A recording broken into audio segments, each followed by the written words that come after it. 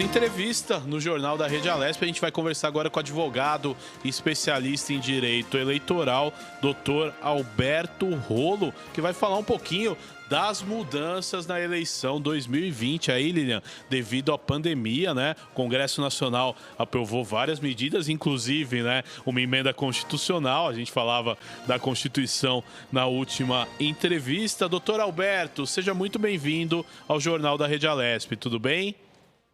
Obrigado, bom dia. Eu fico feliz de participar e cumprimento todo mundo da Rede Alesp.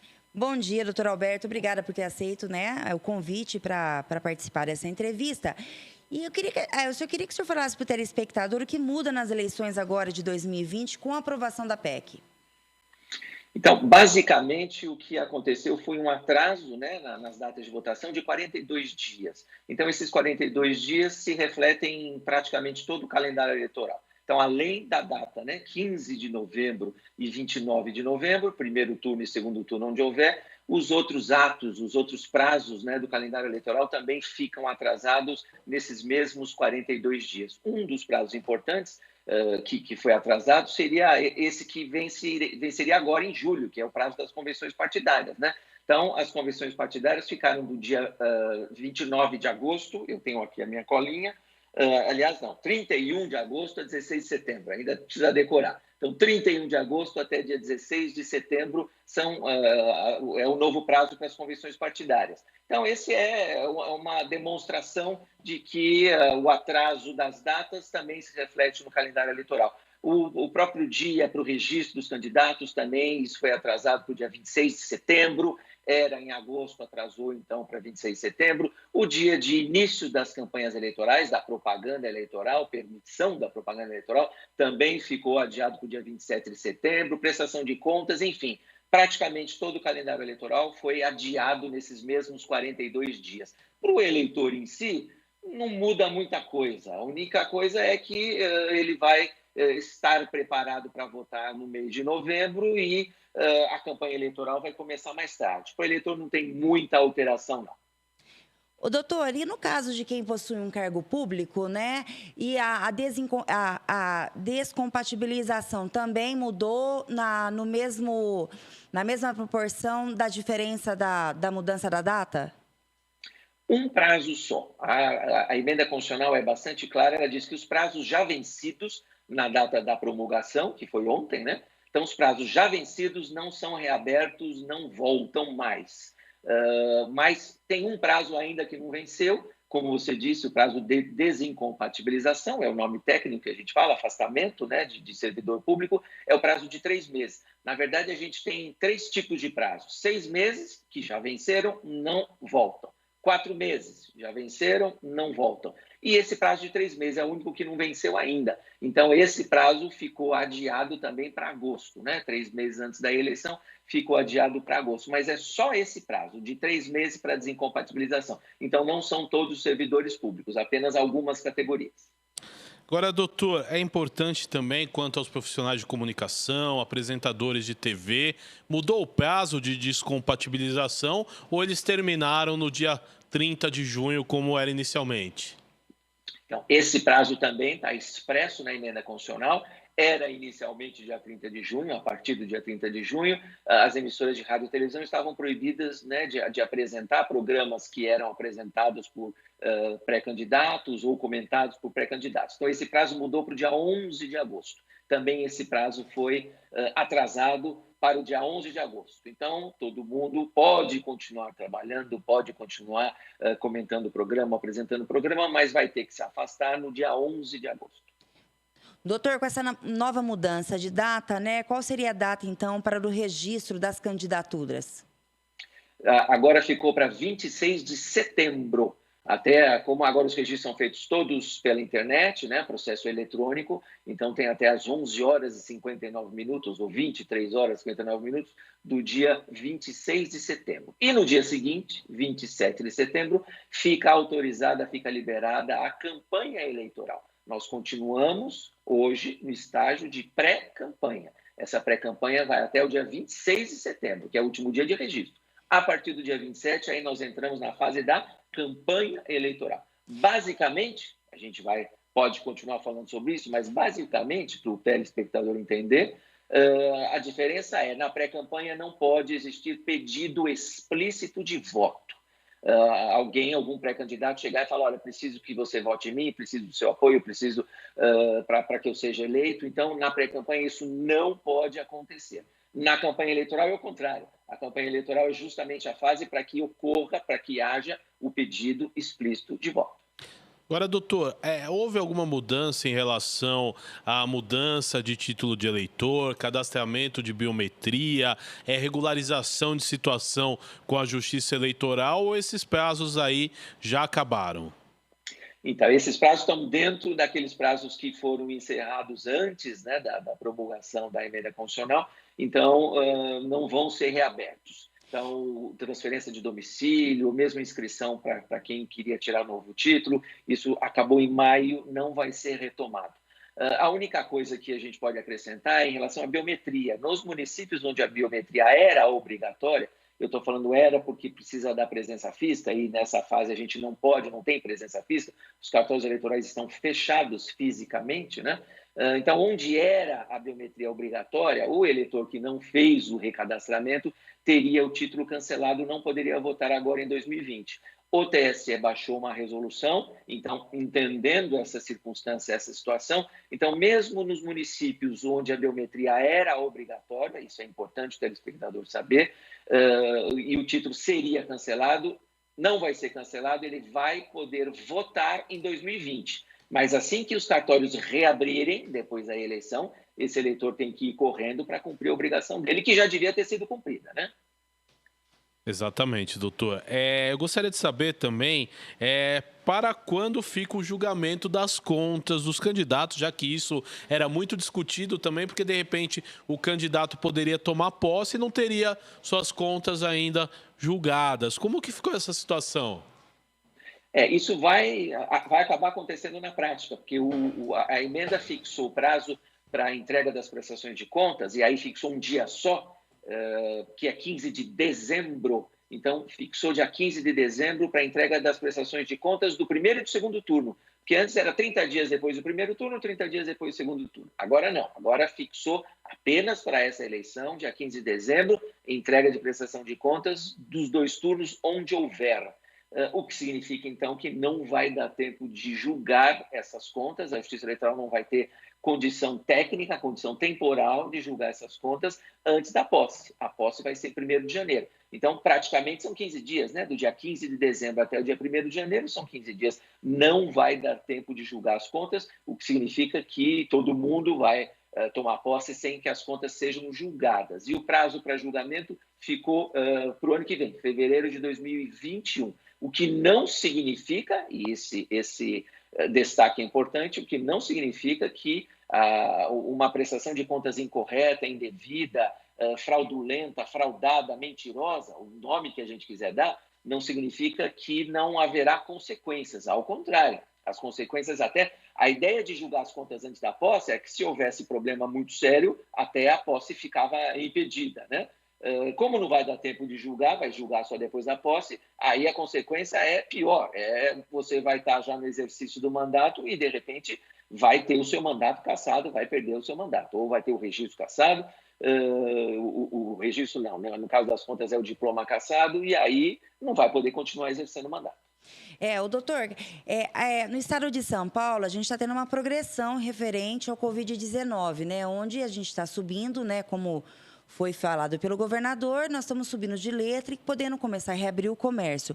Caso em novembro isso tenha um reverso, até quando pode mudar novamente a data e até quando pode a data limite para uma nova eleição em 2020?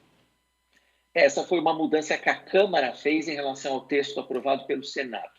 Então, existe essa possibilidade, já existe essa previsão, se a situação da pandemia em algum município ou em alguma região, né, às vezes municípios vizinhos, estiver bastante complicada, mas isso quem vai dizer são os técnicos, são os médicos, é possível que a Justiça Eleitoral, então, antes era a Justiça Eleitoral que ia decidir, ia marcar uma nova data. Então, a Câmara mudou, fez lá uma emenda supressiva, e aí quem vai decidir agora é o próprio Congresso Nacional, através de um decreto legislativo. Então, a Justiça Eleitoral provoca, diz, olha, em tal município, em tal região, não vai ser possível fazer a eleição com segurança, a situação da pandemia piorou, o pessoal está em lockdown, ou, né, o que for o caso, lá em novembro. Então, a Justiça Eleitoral vai pedir para o Congresso, através de decreto legislativo, marcar uma nova data. E o importante da sua pergunta é que essa nova data tem que ser, pela emenda constitucional, até o dia 27 de dezembro.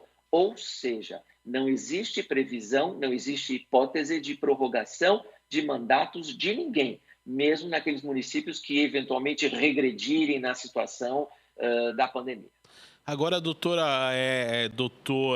ia chamar de doutor Arthur, que é o seu irmão, né? Mas doutor Alberto, é interessante vamos supor aqui numa situação hipotética que o município não consiga fazer a eleição. A partir de 1º de janeiro, o cargo fica em vacância.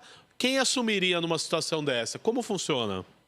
Pois é, essa é uma discussão interessante do direito constitucional, inclusive, porque os mandatos terminam em 31 de dezembro. Então, quem assume a prefeitura, quem assume a Câmara, não tem eleito, não tem prorrogação de mandato. Então, em algumas leis orgânicas de alguns municípios, mas não são todos, tem a previsão, inclusive, do juiz da comarca, de um membro do Poder Judiciário assumir, juiz mais antigo na comarca, assim por diante. Mas esse será, se isso acontecer, a gente está falando hipoteticamente, será um problema sério. Felizmente, eu espero que isso não aconteça, vamos torcer para não acontecer, e se acontecer, que sejam poucos municípios, porque, na verdade, o município vai ficar sem representante, não tem como prorrogar mandato. Então, vai ficar sem prefeito e vai ficar sem vereadores. Então, aí precisa partir para as leis orgânicas para saber como é que a lei orgânica decide essa questão. Agora, doutor, é interessante perguntar, dentro dessa emenda, dentro dessa nova normatização das eleições, existe algum cuidado de higiene requisitado? Existe algum artigo que fale sobre isso, doutor? A emenda constitucional em si não fala nada, mas o próprio ministro Barroso, nas inúmeras audiências públicas que ele participou, né, até para discutir a questão da emenda constitucional e mesmo nas entrevistas que ele tem dado nos últimos dias, nas últimas semanas, ele diz que essa é uma preocupação da Justiça Eleitoral. Aí a gente tem que separar. O cidadão, o eleitor, a sociedade já está sabendo, já tem informação, já tem notícia de como fazer para se proteger, né? O distanciamento social, o fique em casa quando possível, o uso de máscara já é obrigatório na rua, álcool gel, então tudo isso já é obrigação do poder público, dos municípios e dos estados. Quando chegar no dia da eleição, aí a responsabilidade também é da Justiça Eleitoral, e o ministro Barroso tem dito que está trabalhando para conseguir, se não conseguir doações, se não conseguir sensibilizar grandes empresários, grandes empresas para fazerem doações, talvez aí um repasse de verba maior do governo federal para que fiquem garantidas as máscaras nos locais de votação. Então, um mínimo de máscaras para se o eleitor perder, se o eleitor deixou cair no chão e não quer usar aquela máscara que caiu no chão. Então, tem uma máscara nova, uma máscara limpa para ser usada dentro da escola, dentro da sessão eleitoral. Álcool gel à disposição de todo mundo. Não podemos esquecer dos mesários, né? Os mesários que são convocados para trabalhar também têm o direito de estarem protegidos. Então, ainda que eu não leve 1, 2, 3 máscaras para trocar da minha casa, então a Justiça Eleitoral vai ter que providenciar essas máscaras para que os mesários troquem as suas máscaras. Uma coisa importante, um detalhe importante que a gente não pensa, mas agora tem que pensar. Quando o eleitor vai assinar a folha de presença, normalmente ele usa a caneta que está ali à disposição na mesa, né? E agora usar a mesma caneta que várias pessoas manusearam é um risco. Então, a Justiça Eleitoral vai estimular que cada eleitor leve uma caneta. É lógico que vai ter caneta lá à disposição, mas é melhor que cada um leve a sua caneta. Outra coisa, o pessoal fala da higienização da urna eletrônica. Não é possível fazer uma higienização da urna eletrônica após cada voto, porque as nossas urnas ainda são mecânicas, o botão é mecânico. Então, se a gente passa álcool gel naqueles botões, em algum momento a urna pode ser danificada, né? O álcool pode penetrar lá nos sistemas eletrônicos e pode danificar a urna, atrapalhar o funcionamento da urna. Então, a ideia é, e isso o TSE já pensou, a fazer a higienização na mão do eleitor depois que ele votar, né? Então, aí ele vai sair da sessão eleitoral com as mãos já higienizadas e não higienizar a urna em cada voto. Então, outra coisa também que vai ser, o TSE está preparando, que é colocar aqueles anteparos, né, aquelas divisórias de plástico ou de acrílico entre os mesários, que vão estar lá a serviço da Justiça Eleitoral, e o eleitor, né, cada eleitor que chega. Como a gente está vendo no comércio já, né, uma separação física, uma barreira física. Então, esses cuidados todos estão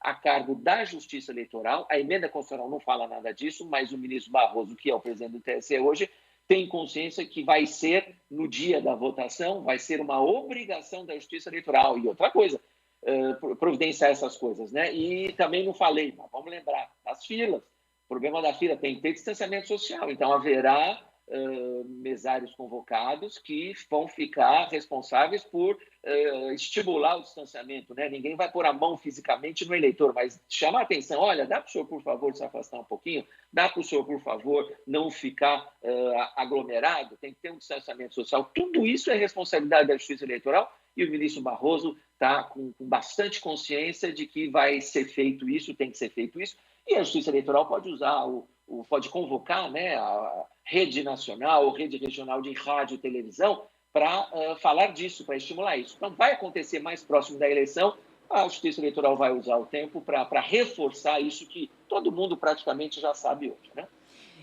Doutor Alberto, uma última pergunta para a gente poder estar encerrando a sua entrevista. Vamos levando na possibilidade que ocorreu as eleições, né? O senhor acha que a data da posse dos prefeitos e vereadores também podem ser alteradas? Não, não mais. Se fosse para fazer alteração, teria que ser por emenda constitucional. E, em algum momento, algum senador ou algum deputado tentaram apresentar emendas nesse sentido, de prorrogação de mandato, mas tudo isso foi derrubado, então o texto é esse que foi promulgado ontem, seco, não tem previsão de aumentar a duração dos mandatos, isso só seria possível com uma outra emenda constitucional, mas acho que o Congresso agora não vai mais discutir isso. Pode ser para uma nova reforma aí política mais para frente, mas agora não.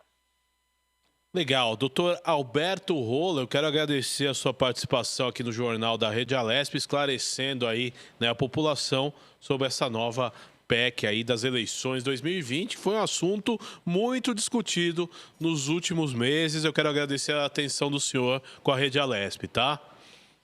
Eu que agradeço a oportunidade e estou sempre à disposição, se puder contribuir para auxiliar aí a dar informação para os telespectadores. Muito obrigado.